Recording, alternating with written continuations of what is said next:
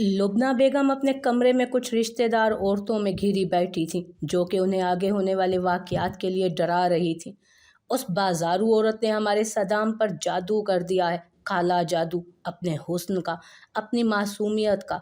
वो चेहरे से जितनी भोली लगती है ना, अंदर से उतनी ही चालाक है। उनकी रिश्ते की भाभी ने अपने दिल की भड़ास निकाली। अगर सदाम ने उस बाजारू औरत से शादी कर ली तो सब कुछ बर्बाद हो जाएगा, हमारी इज्जत खाक में मिल जाएगी। लोग हम पर थूकेंगे, गांव वाले हमसे नफरत करने लगेंगे। उनके दिलों में हमारा जो डर है वो खत्म हो जाएगा। हमारी बरसों की कमाई, इज्जत, नाम, शोहरत, सब कुछ खत्म हो जाएगा। दूसरी औरत के कहने पर लुबना बेगम ने फिक्रमंद नजरों से उसे देखा। आप लोग क्या समझती हैं, बेवकूफ़ हैं हम? हमारे सामने वो हमारे बेटे को वरगला कर ले जाएगी और हम बस तमाशाई बनकर देखेंगे। बड़ी आपा सब समझती हैं। यकीनन उन्होंने बहुत कुछ सोच रखा है। इतनी आसानी से उसे बाजी मारने नहीं देंगी। अब आप लोग जाएं, हमें अकेला छोड़ दें। सीमा बेगम के कहने पर सारी औरतें चैमिगोइयाँ करती बाहर चली गईं। आपा, उन्होंने गर्दन मोड़कर लुबना बेगम को देखा। अब मैं ये मामला अपने हाथ में लूंगी। मैं उस 2 टके की लड़की को अपना बेटा इतनी आसानी से नहीं दे दूंगी। सदाम को हासिल करने के लिए अब उसे लुबना बेगम का सामना करना होगा। वो सर हिलाती एक अज़्म से बोली, जबकि उनकी आंखों में सोचों का गहरा जाल था। डाइनिंग टेबल की कुर्सी खींचती वो नेहा के पास आकर बैठ गई। उसके बैठते ही नेहा ने धीमी सी मुस्कुराहट पास की और उसकी प्लेट सीधी करने लगी। जब तक उसकी कलाइयों से सारा शीशा निकालकर बैंडेज ना कर दिया गया, वो पूरी रात तकलीफ के बाइस सोई नहीं। सुबह होने को थी जब उसकी आंख लगी थी, लेकिन सदाम के कहने पर उसे नाश्ते के लिए जगाया गया तो भूख के बाइस वो भी किसी हीलो हुज्जत के बगैर तैयार होकर नीचे आ गई। एक तो उसने कल पूरा दिन कुछ नहीं खाया था, दूसरा चोट के बाइस उसे कमजोरी भी महसूस हो रही थी। सब्ज रंग का सादा सा सूट पहने, बालों का जूड़ा बनाए, कानों में झुमकियां डाले, वो बहुत सादा लेकिन प्यारी लग रही थी। सदाम जहांगीर खान उसके चेहरे को गौर से देख रहा था। उसे इस बात से बहुत चिढ़ होती थी कि वो उसकी तरफ एक बार भी देखना गवारा ना करती थी। उसकी मौजूदगी में हमेशा नज़रें झुकाए रखती। उसका दिल अंदर से बेचैन हो रहा था। न जाने कैसी बेचैनी थी, वो समझने से कासिर था। सब खाना खाने में बिजी थे और वो हनूज उसी को देख रहा था। लुबना बेगम ने उसके इस हाल पर आग बबूला होते हुए उसे घूरा भी, लेकिन उनकी घूरी का उस पर कोई असर नहीं हुआ। वो बिल्कुल अपने बाप के रास्ते पर चल रहा था। उसकी ये बदतर हालत देखकर लुबना बेगम के दिल में होल उठने लगे थे। वो ना सिर्फ खुद को बर्बाद कर रहा था, बल्कि उन्हें और उनके पूरे खानदान को बर्बाद करने पर तुला था। तुम्हारा हाथ अब कैसा है डियर? हमीम की फिक्रमंदी से पूछने पर उसने मुस्कुराकर उसे देखा। अब बेहतर है, उसके मुस्कुराकर जवाब देने पर सदाम ने तीखी नज़रों से उसे घूरा। तुम्हें इसकी फिक्र करने की ज़रूरत नहीं है। उसके गुस्से से कहने पर हमीम के साथ वहां पर मौजूद तमाम लोगों ने उसकी तरफ देखा। ज़रूरत है फिक्र करने की, क्योंकि ये मेरी दोस्त है डियर ब्रदर। उसकी अंदरूनी हालत से महजूज होते हुए उसने दिल जलाने वाली मुस्कुराहट से उसकी तरफ देखा। सद्दाम जहांगीर शाह ने गुस्से से उसे घूरा। दोस्त? उस खबीस की हिम्मत कैसे हुई उससे दोस्ती करने की? ये तुम्हारी दोस्त नहीं है और ना ही कभी होगी। ये सिर्फ मेरी बीवी है। इसका हर ताल्लुक मुझसे है। वो गुस्से से एक एक लफ्ज़ पर जोर देते हुए बोला, मैं आपकी बीवी नहीं हूँ, अभी तक तो बिल्कुल भी नहीं। हमारे बीच कोई रिश्ता नहीं, ना मंगेतर का और ना ही अच्छे दोस्त का। वो जो काफ़ी देर से उसकी बकवास सुन रही थी, उसकी आंखों में देखकर धीमे लहजे में तहम्मुल से बोली उसकी आंखों में देखकर धीमे लहजे में तहम्मुल से बोली। उसके इस अंदाज पर उसने तिल मिलाकर मुट्ठियां भींच ली। ये कहना क्या चाहती है? लोगों के सामने जाहिर क्या करना चाहती है? क्या ये हर किसी के लिए इतनी ही ज़रूरी है जितनी कि उसके लिए? नहीं, बिल्कुल नहीं। ये सिर्फ मेरी है। माइसा उस पर से नज़रें हटाकर दोबारा अपनी प्लेट की तरफ मुतवज्जो हो गई। उसका दिल ज़ोर से धड़क रहा था। हमीम शाह ने जिन नज़रों से उसे देखा था, उससे साफ जाहिर था कि वो उसकी बात सुन चुका है। हालांकि उसने अपनी आवाज़ काफ़ी धीमी रखी थी। उसका कहना सही था और वो उससे बखूबी वाकिफ़ थी। उसे उसके गुस्से की कोई फिक्र नहीं थी। वो जानती थी वो क्या कर सकता है और कहाँ तक गिर सकता है। सदाम। लुबना बेगम की सख्त आवाज़ थी, लेकिन माइसा इब्राहिम खान की आंखें हैरत से फटी हुई थीं। सदाम जहांगीर शाह ने गुस्से से उसका बाजू दबोच कर एक झटके से उसे अपने सामने ला खड़ा किया। सब आंखें फाड़े उसकी तरफ देख रहे थे। अब इसका क्या इरादा था? कैसी सजा देगा ये अब मुझे? उसका दिल खौफ के मारे बुरी तरह लरज रहा था। अब क्या होगा? सदाम जहांगीर शाह ने दूसरे हाथ से उसकी दाहिनी हथेली को पकड़कर ऊंचा किया और उसकी बीच की उंगली में बड़े आराम से एक सोने का छल्ला डाल दिया। यह सब इतना जल्दी हुआ कि वो कुछ समझ ना पाई। क्या वो उसे सोना देकर मुतासिर करना चाहता है? ये लो, बन गई मेरी मंगेतर तुम।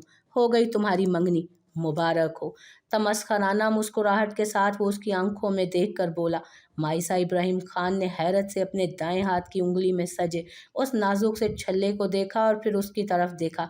वो उसे पढ़ने से कासिर थी। क्या था ये? क्या वो उसकी तौहीन करना चाहता है? उसे एहसास कमतरी का शिकार करना चाहता है, या डराना चाहता है, या उसे हारने पर मजबूर करना चाहता है? अगर हाँ, तो फिर वो अपनी इस कोशिश में कामयाब हो चुका था। वो इस मंजर से गायब हो जाना चाहती थी। वो झटके से मुड़ी और आगे कदम बढ़ाए ही थे कि उसकी नाजुक कलाई सदाम की मजबूत गिरफ्त में आ गई। पहले खाना खत्म करो और फिर जाओ, उसने हुक्म सादिर किया। मुझे भूख नहीं है। आंसू जब्त करती अपना हाथ छुड़ाने की कोशिश की उसने, लेकिन नाकामयाब रही। गिरफ्त सख्त से सख्त तर होती गई। मैंने तुमसे पूछा? उसके सख्त लहजे पर वो सर झुकाकर नफी में सर हिलाती अपने आंसू भरी आंखों को उससे छुपा गई। उसकी कलाई पहले ही जख्मी है। काफी देर से जब्त करता हमीम बोल उठा। उसके लहजे में शरारत की जगह सख्ती थी। मुझे याद कराने की जरूरत नहीं है तुम्हें। सदाम उस पर नजरें गाड़े बोला। सदाम, लुबना बेगम ने ऊंची आवाज में फिर से कहा। माइसा ने सोचा कि वो उसके बचाव में बोली हैं, लेकिन उन्होंने अपनी बेटियों को घूरा, जो सदाम की इस हरकत पर उसे नाराजगी से देख रही थी। सदाम शाह ने अपनी बहनों की तरफ देखा और अपनी गिरफ्त से उसकी कलाई को आज़ाद कर दिया। सर झुकाए वो अपनी जगह पर बैठ गई। आंसू पोंछती वो खाने को जबरदस्ती हलक से नीचे उतारने लगी। नेहा ने नरमी से उसका हाथ दबाया और रिदा जबरदस्ती वहां से ले गई उसे, जो कि सदाम को घूर रही थी। अपनी सिसकियों का गला दबाती वो जल्दी जल्दी खाना खत्म करने की कोशिश करके वहां से उठी और हॉल से निकलकर अपने कमरे की तरफ भागी। कमरे में आकर दरवाज़ा बंद किया और वही ज़मीन पर बैठकर चीख चीख कर रोने लगी। कैसे वो रह पाएगी इस घुटन भरी जिंदगी में? कैसे वो उस दरिंदे के जुल्म को बर्दाश्त करेगी? आखिर कैसे? तुम्हारी मंगनी हो गई है? फातिमा ने हैरानी से आंखें फाड़े उसको देखा। वो जो अपनी उंगली में मौजूद सदाम की पहनाई गई अंगूठी को बहुत गौर से देख रही थी, जिस पर अरबी में कुछ लिखा था जो उसकी समझ से बाहर था। हैरानी की बात यह थी कि वो अंगूठी उसकी उंगली में बिल्कुल फिट थी। उन दोनों की उंगलियों का साइज एक जैसा तो नहीं हो सकता था। फिर कैसे? लगता तो ऐसा ही है। अंगूठी को निकाल कर उसने टेबल पर रखा और बोली। नजरें फेर लीं फिर। वो एक सेकंड भी उस अंगूठी को देखना नहीं चाहती थी। कितनी अजीब बात है, एक सरदार होकर उसने ऐसे मंगनी की। कपड़े तय करती वो भी अब हैरान थी। उसकी बात को नजरअंदाज करती। माइसा आगे बढ़कर उसके कपड़े तय करने में मदद करने लगी। शादी की क्या खबर है? कब होगी? कैसे होगी? क्या मैं ये जानने का हक रखती हूँ? फातिमा मुंह बनाकर बोली। मैं इस बारे में बात नहीं करना चाहती और ना इस बारे में कुछ सोचना चाहती हूँ। प्लीज़ तुम अपने ये सारे सवालात उसके सामने पेश करो। बेजारी से कहती वो बेड पर लेट गई। उसका सर बुरी तरह दुख रहा था। उसका दिमाग एक ही शख्स के इर्द गिर्द घूम घूम कर फिर आकर उसी पर रुक जाता। सदाम जहांगीर शाह।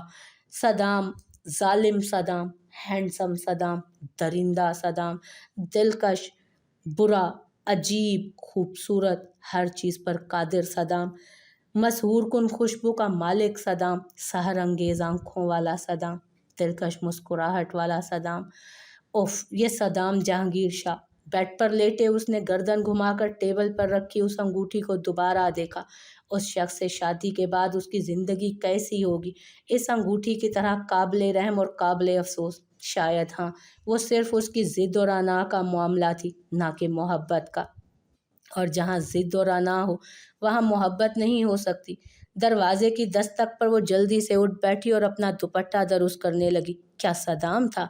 ज़बरदस्ती की उस मंगनी के बाद माइसा ने ना उसे देखा था और ना ही उसकी तरफ से कोई और हुक्म उसके लिए आया था। आ जाएं, उसके कहते ही हमीम शाह दरवाज़ा खोलकर अंदर दाखिल हुआ। क्रीम कलर का कुर्ता पाजामा उसकी सुर्खी माइल रंगत पर बहुत जच रहा था। एक्चुअली मैं तुमसे माफ़ी मांगने आया हूँ। मेरी वजह से तुम्हें इतना कुछ बर्दाश्त करना पड़ा, उसके लिए आई एम सॉरी। वो नदामत से सर झुकाए बोला। उसकी आंखों में शर्मिंदगी थी। नहीं, ऐसा ना कहें, आपकी वजह से मुझे कोई तकलीफ नहीं हुई, बल्कि आपने मेरी हिमायत की, मदद की, मेरा भरोसा रखें। और उस दिन मुझे वो खीर बहुत पसंद आई थी। उसने मुस्कुराकर उसके एहसास नदामत को कम करने की कोशिश की।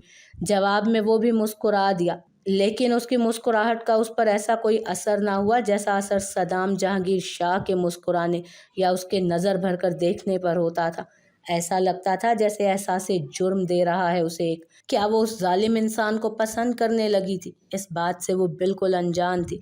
चलो मैं तुम्हें बाग की सैर कराता हूँ। मैं दावे के साथ कह सकता हूँ कि तुम खुद को वहाँ बहुत पुरसकून पाओगी। हमीम के दावत देने पर उसने उसकी तरफ देखा। उसके अंदाज में एक किस्म की हिचकिचाहट थी। अगर सदाम ने देख लिया तो वो क्या करेगा? उसे उस शख्स का इतना खौफ क्यों था? क्यों हर वक्त वो उसे अपने सर पर सवार किए रखती? वो कोई गलत काम तो नहीं करने जा रही थी कि इतना सोचती? हाँ, क्यों नहीं, मज़ा आएगा। फातिमा, तुम भी चलोगी हमारे साथ? दुपट्टा अच्छे से लपेट कर वो चप्पल पहनते हुए फातिमा से पूछने लगी। नहीं, आप लोग जाएं, मुझे भी बहुत काम है। उसके सहूलत से मना करने पर माइसा सर हिलाकर हमीम शाह के साथ बाहर आ गई। आप और सदाम एक दूसरे से बात क्यों नहीं करते? उसे कोई बात समझ नहीं आई तो वो हिचकिचाकर यही पूछ बैठी। उसके सवाल पर वो धीमे से मुस्कुरा दिया, लेकिन उसकी आंखें उसकी मुस्कुराहट का साथ नहीं दे रही थी। उसके सवाल का जवाब दिए बिना वो आगे बढ़ गया। माइसा इब्राहिम खान को अपने सवाल पर गुस्सा आया। एक वक्त था जब हम अच्छे दोस्त हुआ करते थे, हमारे बीच सौतेले भाइयों वाली दीवार नहीं थी। फिर अचानक हालात बदल गए। बाबा की मौत हो गई और सादाम बड़ा होने की वजह से बाबा की जगह सरदार बन गया। फिर कुछ जिम्मेदारियों का बोझ था या हमारी किस्मत का खेल। सदाम ने कुछ ऐसे कदम उठाए जिस पर मैं उस पर गुस्सा हुआ और हमारे बीच नफरत की दीवार आ गई। उसके लहजे में अफसोस था, गुजरे सालों का। माइसा इसके बाद कुछ ना बोली। वो उसके साथ राहदारी के उस हिस्से में पहुंची जहां वो दोनों पहली बार मिले थे। उसे हमीम की सारी बातें याद आ रही थी। वो उसे अपने साथ बाहर की तरफ लेकर आया, जहां तरह तरह के फूल कतार दर कतार लगे थे। लंबी सांस लेकर उसने उन फूलों की खुशबू को अपने फेफड़ों में उतारा और उससे 2 कदम आगे बढ़कर सीढ़ियां उतर गई। अब वो उस खूबसूरत बाग में थी। दुनिया जहान के खूबसूरत फूल और मौसमी फलों के पेड़ कतार दर कतार लगे थे वहाँ। कितना खूबसूरत है ये। चेहरे पर खुशी की चमक लिए वो उसकी तरफ मुड़ी। मुझे खुशी हुई कि तुम्हें ये पसंद आया। चेहरे पर मुस्कुराहट सजाए वो झुका और एक गुलाब तोड़कर उसे पेश किया। किस्मत का खेल ही कह लें कि उसे गुलाब इतना पसंद नहीं था, फिर भी मुस्कुराकर उसका तोहफा कबूल किया। इन सब के लिए बहुत बहुत शुक्रिया आपका। उसकी भूरी आंखों में चमक थी। छोटी बेगम, खाने का वक्त हो रहा है। सदाम साहब किसी काम में मसरूफ़ हैं, इसीलिए उन्होंने कहा है कि आपको आपके कमरे में ही खाना दिया जाए। वो बाग में घूम फिर कर उसकी खूबसूरती से लुत्फ़ अंदोज़ हो रही थी कि मुलाजमा ने आकर हमीम शाह की मौजूदगी में नज़रें झुकाए काफ़ी मुहज़्ज़ब अंदाज में उसका पैगाम माइसा तक पहुँचाया। उसके हुक्म की तामील करना मुझ पर फ़र्ज़ है। उसने तंज़िया अंदाज में सोचा और धीरे से सर हिला दिया। वो खौफज़दा हो गई मुलाजमा के छोटी बेगम कहने पर। यानी उनकी मंगनी की खबर पूरी हवेली में फैल गई थी। यानी उसका शर्मनाक रवैया भी सबके इल्म में आ गया था। उसने शर्मिंदगी से आंखें मींच ली ताकि सब भूल जाए कि उसकी किस्मत उसे एक ऐसे इंसान से बांधने जा रही थी जो सिर्फ लफ्ज़ों से ही उसे खौफज़दा कर देता है। भूल जाए कि वो एक बेहिस और जालिम इंसान है जो उसे पूरी तरह से काबू पाने में कामयाब हो गया है। भूल जाए कि उसका मुस्तकबिल उस शख्स की हमराही में काबिल रहम और काबिल अफसोस होने वाला है। मैं तुम्हें खाने से बाज नहीं रख सकता। चलो तुम्हारे कमरे तक छोड़ाऊँ तुम्हें। हमीम शाह ने उसकी सोचों में मुदाखलत की। उसने चौंक कर उसकी तरफ देखा और सर हिलाकर ज़बरदस्ती की मुस्कुराहट होंठों पर सजाए उन हज़ारों बातों को भूलने की कोशिश की जो उसके दिमाग में जमघटा लगाए बैठी थी। क्या हम इस तरफ जा सकते हैं? मैंने अभी पूरी हवेली नहीं देखी। उम्मीद भरी नज़रों से उसने हमीम शाह की तरफ देखा। उसे उस वक्त अपने घर की शिद्दत से याद आ रही थी। ज़रूर, क्यों नहीं। हमीम उसकी अंदरूनी हालत को समझता मुस्कुरा कर बोला और उसे दाहिनी तरफ की राहदारी में कदम बढ़ा दिए। वो क्या है? उसने बहते हुए खूबसूरत फव्वारे की तरफ इशारा करके पूछा तो वो नासमझी से उसकी तरफ देखने लगा। वो एक फव्वारा है, उसने काफ़ी संजीदा लहजे में जवाब दिया। कितना जादुई मंजर है। میری ان غریب آنکھوں نے اپنی پوری زندگی میں ایسا خوبصورت فوارہ نہیں دیکھا۔ اس کے شرارتی انداز میں کہنے پر اس کے گال گلابی ہو گئے، جسے دیکھ کر وہ زور سے ہنس۔ اگر آپ کو کوئی تکلیف نہیں ہوگی تو کیا آپ مجھے اس فوارے تک لے چلیں گے؟ اس کے انداز میں ہنوز شرارت تھی۔ معاف کیجیے گا، مجھے لگتا ہے آپ مجھے کافی پریشان کریں گی خوبصورتی کی ان مصنوعات کے بارے میں نہ جان کر۔ حمیم شاہ کے شرارتی انداز میں جواب دینے پر اس نے مسکرا کر ہلکی سی دھپ اس کے بازو پر رسید کی۔ اچانک ہی اسے تلوار کے آپس میں ٹکرانے کی آواز سنائی دی۔ اس نے چونک کر آواز کی سمت دیکھا جہاں سادام جہانگیر شاہ چھوٹے سے اکھاڑے میں اپنے سے دگنی جسامت کے مالک کے ساتھ تلوار بازی کر رہا تھا۔ اس وقت اس کے جسم پر صرف ٹراؤزر کے علاوہ کچھ نہ تھا۔ چہرے اور کثرتی بدن پر بہتے پسینے سے ثابت ہوتا تھا کہ وہ کافی دیر سے اس تفریح میں بزی تھا۔ اس لمبے چوڑے مرد سے وہ بالکل بھی دبا ہوا نہیں تھا، بلکہ کافی پھرتی اور چالاکی سے اس کے ہر وار کا جواب دے رہا تھا۔ اس کے انداز سے صاف ظاہر ہو رہا تھا کہ وہ ایک ہاتھی کی شکل میں چوہے سے لڑ رہا ہے۔ اس نے حفاظتی لباس کیوں نہیں پہنا؟ مائسہ نے حمیم شاہ سے پوچھا، اس بات سے انجان کہ وہ اتنا کیوں فکر مند ہو رہی ہے۔